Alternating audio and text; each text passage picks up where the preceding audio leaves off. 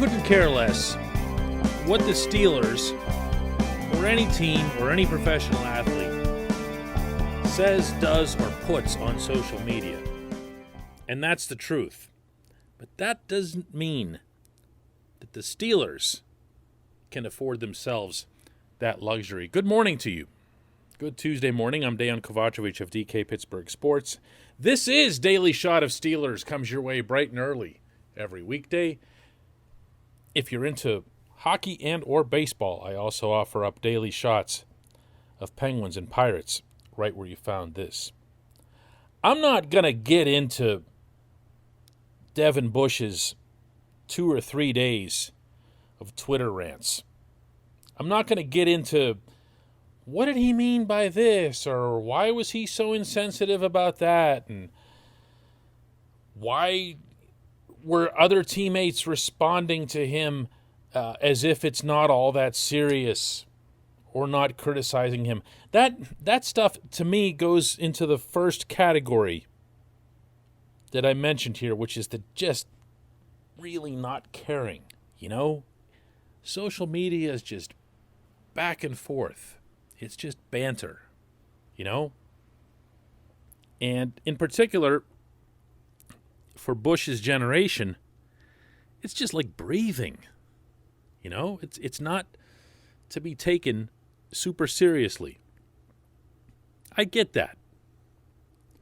And I also get that whenever a line gets crossed, and there are very, very, very few among us who partake in social media who don't occasionally cross that line,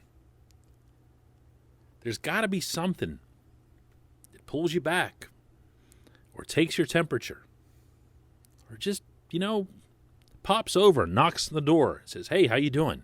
Everything all right?" It's easy to sit here and scrutinize, criticize everything that's on Bush's Twitter feed. And it also can end up being a big waste of time because he, like everybody else who does this, can say, my account got hacked. I have no idea what this was all about, even though it's now been 3 days of this strangeness. It can all still get brushed away. And because everybody loves him, because he's a prized first-round pick that the Steelers traded up to get, he's a big part of this team moving forward, everyone will believe every syllable he says when he eventually either rejects or explains what he's done here this week. So that part of it to me is a waste. That part is just, it's not important, and it really doesn't impact the football team, which is usually the criteria that I apply to whether or not I should be covering something myself. However, I'm also aware that this same generation will use social media to reach out. Devin Bush, as I've talked to him, as I've gotten to know him, doesn't sound anything like any of this. And I've reached out to a couple of players, and they've basically echoed that.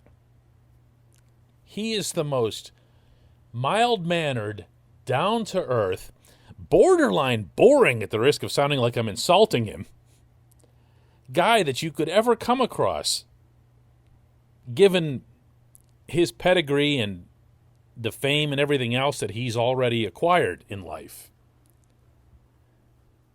If you had me put together a list of players on the Steelers roster who would go through a multiple-day rant like that on Twitter, I could go 50 deep and Bush wouldn't be on it. So either he's just suddenly found his external voice, or, again, he's been hacked or something's wrong. This portion of Daily Shot of Steelers is brought to you by the personal injury law firm of Luxembourg, Garbett, Kelly, and George. LGKG. They represent people who are hurt in car accidents, who filed for workers' comp, who need assistance with medical malpractice claims. The attorneys at LGKG have been AV rated. That's the highest rating a law firm can receive for legal ability and ethics in the state of Pennsylvania. Learn more about them at lgkg.com or by calling 888-842-5454. One more time, this isn't about eviscerating Bush. It's more a matter of wondering what it is that teams can do to manage this. Not to restrict, not to be punitive, not to silence First Amendment rights, which of course don't exist when it involves employment. It's more about making sure that the people who manage teams, and that's not the head coach. I get tired of hearing, Mike Tomlin's got to put an end to this social media stuff. Head coaches aren't going to do that. Head coaches are worried about football games. They don't even know what's going on Twitter or Facebook, Instagram, anywhere. Nor should they. But if there's a broader team policy put in place that says, hey, we're paying you to keep an eye on this stuff. And when you see things that are warning signs, when you see things that look a little bit concerning, regardless of the nature of it, maybe someone is saying something that's especially sensitive or they aren't aware that they might be offending somebody, you can jump in and help them out. Or maybe if it's something like this and it actually is Bush doing all this stuff on his account, you knock on his door. How are you, kid? What's going on? And I don't know that this exists. I do know that the Steelers, as well as the Penguins and the Pirates, employ sports psychologists. You know why? Because every team does that. And they're active, they're proactive. They don't wait until someone comes and asks for help. They keep their eyes open. But I don't know that I've ever heard of a team that does this from the standpoint of social media. The people that they employ to manage social media do exactly what you think it is that they do. They put out clever, fancy tweets. They collect highlights. They take playful jabs at your arch rivals. But they're not saying, hey, what's going on with Bush's account here? What is this all about? They don't have, to my knowledge, someone to go to and say, what's going on here? Anybody want to do something about this? And I wonder if that isn't overdue. Again, not to pick on Bush, and for that matter, not to pick on the Steelers. I think this is something that needs to happen across the scope of professional sports. This is where these athletes live, for all intents and purposes. This is where they act out. This is where they often will communicate, including the negative. And I just think that's too important a place right now for anyone to ignore or to shrug off. When we come back, just one question.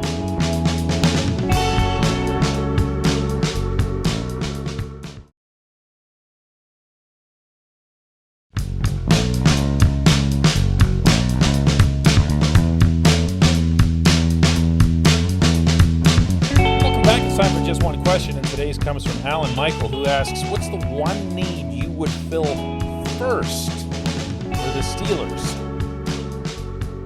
Now, I'm going to be guilty a little bit of parsing your question, Alan, but when you say first, I don't know whether you mean the first priority or first chronologically, because they actually could be two different things. In this case, my first chronologically would be offensive line. I would want to have whoever I'm acquiring that might have a realistic chance of breaking into the starting five. I want them in the fold as soon as possible, because there's already enough potential chemistry issues as it is, with everyone being new, at least to their respective positions. I would want that person into Pittsburgh like yesterday. Of course, that can't happen, but from a first priority standpoint, I'm going to go with that third edge rusher. I don't know that this individual would need as much priming, educating, and all that other stuff. At the end of the day, the edge rusher's role is still to just pin the ears back and get the quarterback. That's the priority, as I see it, because once you get past T.J. Watt and Alex Highsmith, not to be disrespectful of Quincy Roche, who I think's got a good future in the NFL, but just drafted. Cassius Marsh, again, Isaiah Loudermilk. These are young players. That's going to be awfully tough to put any of them out there into that position and say, hey, go get them. Now, I'm perfectly open-minded about this, especially where it comes to Roche. I think he could get out there and make an impact, and we've seen that in the past. Edge rushers they're the type of guys, the type of position where they can impress you in a camp setting.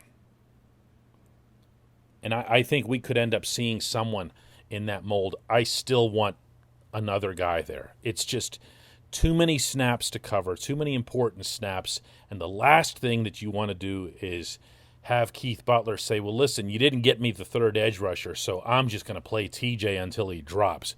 Because at some point, TJ actually will get hurt, and that'll be a real problem. And none of this is to dismiss the importance of adding a third safety. I still will look at that group and say that if anything happens to Minkah Fitzpatrick or even Terrell Edmonds, there really aren't answers there. Arthur Maulet is, started 5 games for the Jets. That's not exactly the kindest thing you can say about someone. But yeah, first chronologically, get another offensive lineman in here. First priority, get the edge rusher in here. Good question, Alan. I appreciate that. I appreciate everybody listening to Daily Shot of Steelers. We'll do another one of these tomorrow. Hey everybody, thanks for listening. Please subscribe to our DK Pittsburgh Sports channel, and don't forget to hit the bell to get notified every time we post a new video or podcast.